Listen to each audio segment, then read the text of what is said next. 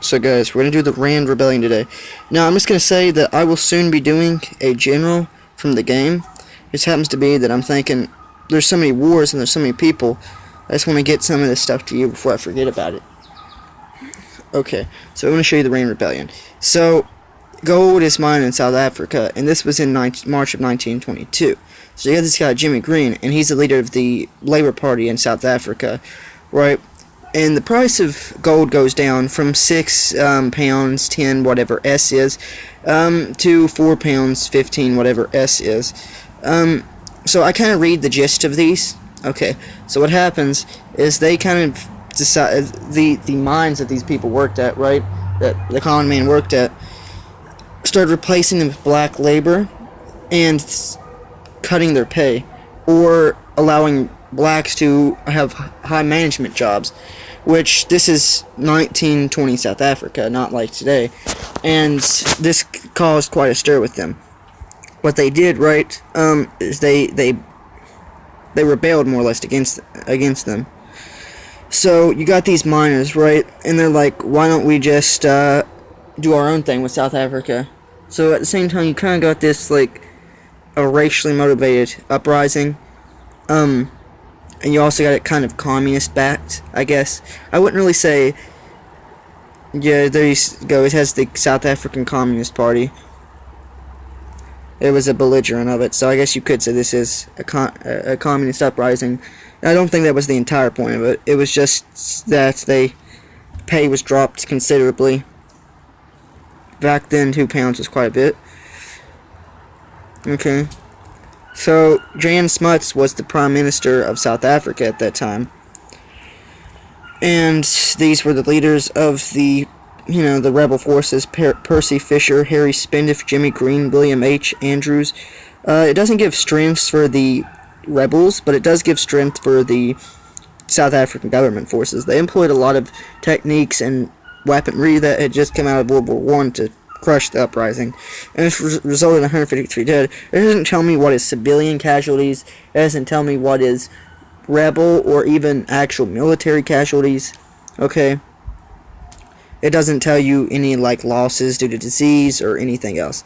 Okay, so it started as a strike. It became an open rebellion against the state. Subsequently, they armed themselves and took over the cities of Benoni, Brakpan, Johannesburg, suburbs of Fordsburg, and Yeppa.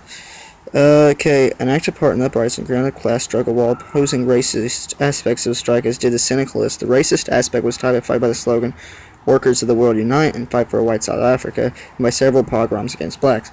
So, I guess it was kind of a less on a everybody kind of communist side, but a more of just European South Africans. So, and then it says it has pogroms against the native population. Ooh, there's a deer.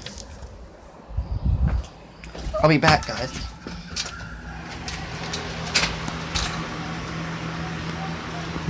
Hold up, I'm trying to pause this.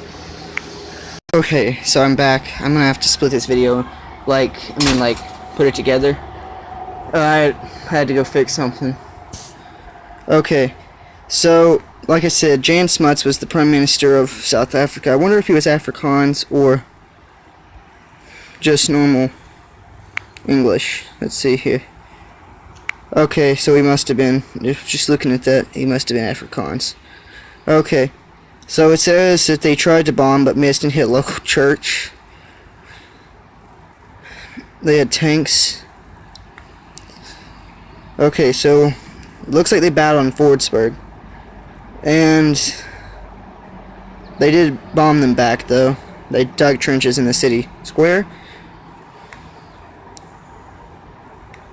So it caused a political backlash because he blew that up. Also, he probably would have lost the, miners' vote, any communist people's vote, and all of that.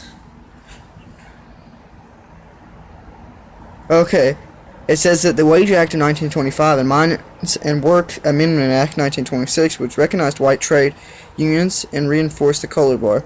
So this recognized trade unions only for white people, and reinforced the Kohler Bar, which made it to where, well, they couldn't work with Europeans. I guess there was more segregation and whatnot.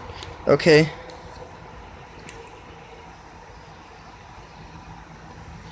Okay.